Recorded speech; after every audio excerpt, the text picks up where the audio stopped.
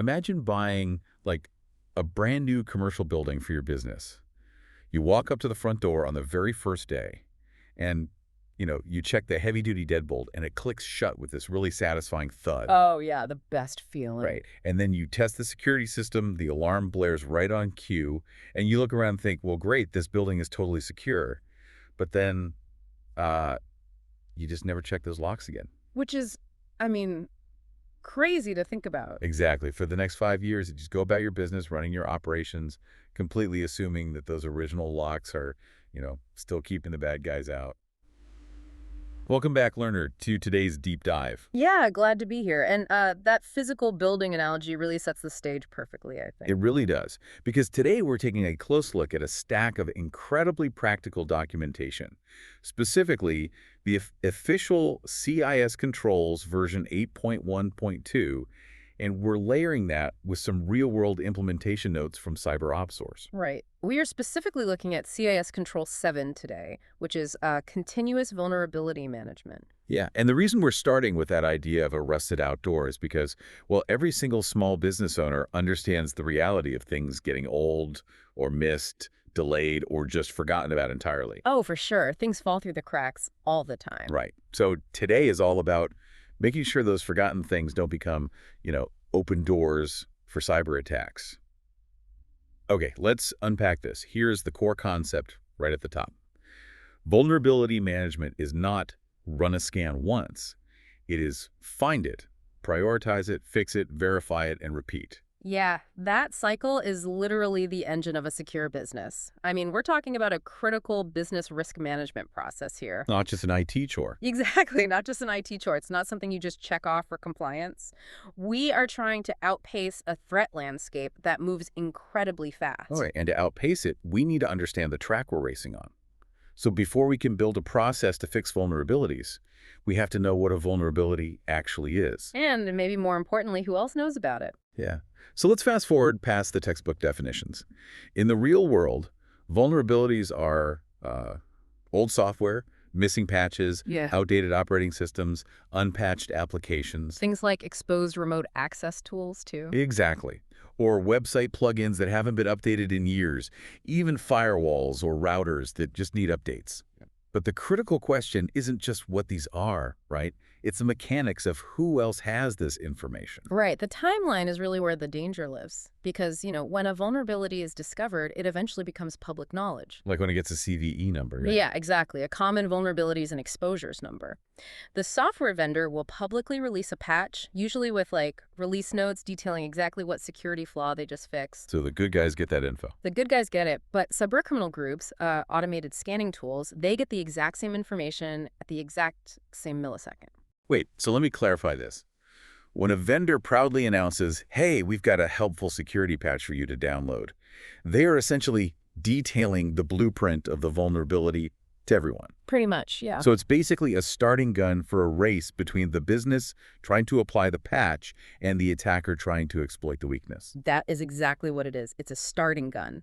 And the scary part is attackers have a massive head start because of automation. Because they aren't manually typing things in. Right. I mean, they don't sit at a keyboard typing in the IP address of your specific small business to see if you're vulnerable.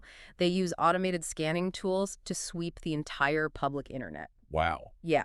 So if an attacker knows that, say, version 1.2 of a specific firewall has a flaw, their script just asks every IP on the internet, hey, what version of this firewall are you running? And the moment a server replies with version 1.2, boom, that business is automatically on a target list. See, that is terrifying. Yeah. Because the longer a known weakness stays open, the more time attackers have to use it. Exactly. A business might run an update cycle, once a month, but the attacker's script mapped their vulnerable firewall within 12 hours of that CVE going public. Wow.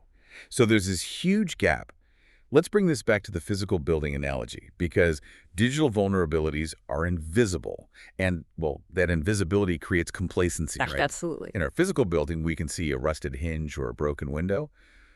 But in the digital world, what does that accumulated wear and tear actually look like? Well, digital wear and tear usually looks like configuration drift or disconnected assets. Give me an example. So think about laptops. An employee goes on a business trip or works from a coffee shop for a few weeks, and their machine just isn't checking into the corporate network to pull down the latest operating system updates. Right, so it's just degrading in security every single day. Exactly. Or, look at cloud environments. A developer might spin up a temporary cloud storage system, set the permissions to public just for convenience, and then completely forget about it.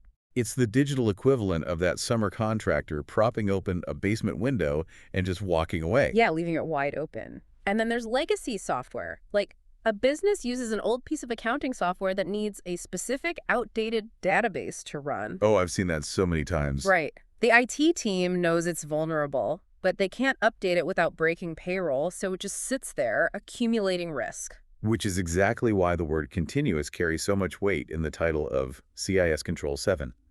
Things change constantly. Software changes. Threats change. Vendors are always releasing new patches. Yeah, and attackers are always refining their scans. Because the environment is constantly shifting, your management has to be an ongoing rhythm, not just, a yearly task or something you only do when your cyber insurance company asks for it. Right, because a snapshot in time is instantly outdated. Exactly. Which leads us to this massive misconception a lot of businesses have. They buy a highly rated vulnerability scanning tool, they turn it on, and they just assume the problem is solved. Oh, the silver bullet mentality. Yes. But a scanner is just a spotlight. It just points out the rusted hinges. A vulnerability report does not protect your business. Action does. And that is covered in Safeguards 7.1 and 7.2. The documentation is very clear that establishing a process is way more important than whatever tool you buy. Right, the tool just makes the list. Exactly. The scanner generates data, but that data has to flow into a workflow. Someone actually has to review the findings, determine the risk, assign it to someone to fix, and then, crucially, verify that the fix actually worked. Right, the process. So let's talk about the specific fixes, covering Safeguards 7.3 and 7.4. This is patch management for operating systems and applications. Yeah, the bread and butter. Now, we all know we need to update our operating systems, like Windows or macOS. But I want to push back a little on the application side. Setting up automated patching for every single everyday application seems like a huge headache. Can be, sure. So is an attacker really going to compromise an entire corporate network just because someone clicked update later on a PDF reader or a web browser? Is it really that big of a deal? What's fascinating here is that attackers actually heavily target those everyday applications. Web browsers, PDF readers, Office software, these are huge targets. Wait, really? How does a PDF reader take down a network? Well, think about how people work. Email filters are pretty good at blocking raw, malicious files now, but users receive dozens of PDFs and web links every single day. True. So attackers craft malicious files that exploit flaws in those specific apps. If an employee opens a malicious PDF using an old, unpatched reader, it can trigger what's called a buffer overflow. Okay, so it overloads the app's memory. Basically, yeah. Oh. It tricks the application into running a hidden script instead of just displaying the document. And that script can reach out to the internet, download ransomware, and start encrypting everything. Oh, wow. So the application itself becomes a Trojan horse. Exactly. The user willingly pulls it inside the castle walls just by doing their normal job. That's wild. And that's why relying on users to remember to click update is a terrible strategy. Application patching has to be automated, usually monthly or even more frequently. You just can't leave it up to the user. Okay, so automation handles the routine patches, but businesses still need to actively search for the hidden gaps, right?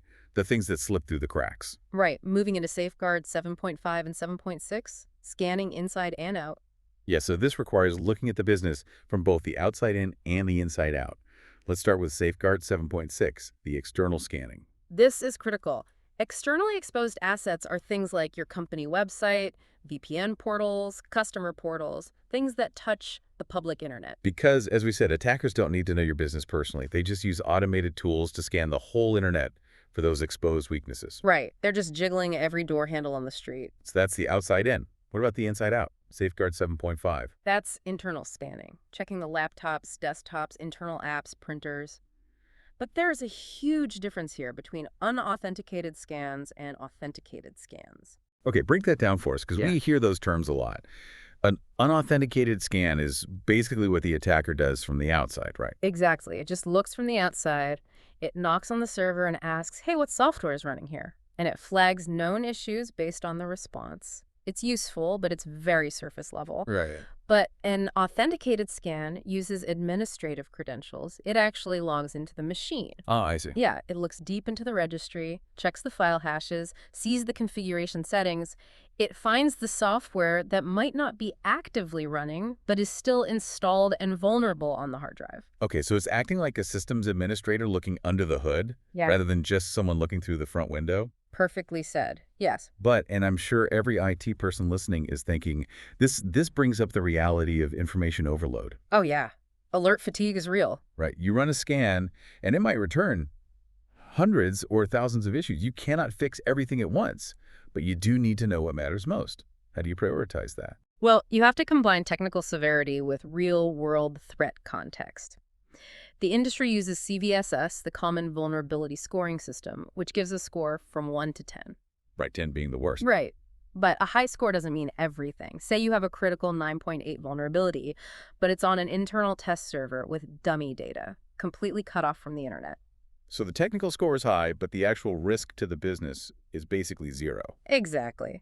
But then you have a medium severity issue, say a 6.0, on your internet-facing VPN portal. And threat intelligence shows that ransomware gangs are actively exploiting it today. Well, obviously that medium severity one has to jump to the very top of the list. Exactly. Active exploitation on an internet-facing system always wins. Context is everything. Okay, so finding and prioritizing is great. But Safeguard 7.7 covers the actual fix-it phase. The security value only comes when someone applies the fix. Right, remediation. But what happens when things just can't be fixed immediately? Business reality gets in the way. Say, applying a patch will take down a critical server for 4 hours during the busiest day of the month. They can't do it. Well, this is where you need compensating controls. If you can't apply the patch, you have to mitigate or limit the risk. So you don't just accept the risk and do nothing. No, definitely not. Yeah. You might put a firewall rule in place to block traffic trying to exploit that flaw. Or you restrict access to the server so it only talks to known, trusted IP addresses. You put a Band-Aid on it until you can do the real surgery. And that leads to the scary stuff. 0 days. Yeah, 0 days. If we connect this to the bigger picture, a 0 day is a flaw that attackers are exploiting before the vendor even knows it exists. There is no patch. Which means your continuous scanning and patching process can't save you because there's nothing to scan for yet. Exactly. And this is why vulnerability management isn't perfect and why businesses need layered security. If Control 7 misses a 0 day, you need multi-factor authentication, you need network segmentation, and you need robust offline backups to catch the fall. Right, it's an interlocking safety net. But I want to highlight a massive blind spot for the listener here. Because a lot of small businesses just assume their IT provider or MSP is handling all of this. Oh, this is such a common trap. Right. The business owner thinks, I pay my IT guy, so I'm covered. But then the laptops fall behind, the website plugins get missed, old software stays installed. Because it often falls outside the standard contract. Yeah. And the worst part is, there's usually no evidence or clear process proving that the IT provider is actually closing these gaps. Exactly. It's just operating on blind trust. And hope is not a security strategy. Definitely not. So we've covered the threat, the process, the reality that things fall through the cracks. How do you, the listener, actually verify that your business is protected right now? You have to get visibility. And that is exactly where a cyber ops source assessment comes in. It moves a business from assumption to actual visibility. Right. It answers the crucial questions, like, do we actually have a vulnerability management process? Are critical findings being tracked until they're fixed? Does our IT provider give us real evidence of patching? Do we know what systems are exposed to the internet right now? It takes the theory and shows you your actual reality. It builds the feedback loop. Because remember, the mantra we started with, scan, review, prioritize, fix, verify, repeat. You have to keep repeating it. Always. Because if you own that physical commercial building and you knew for a fact that the side door was just propped open all night, you wouldn't be able to sleep.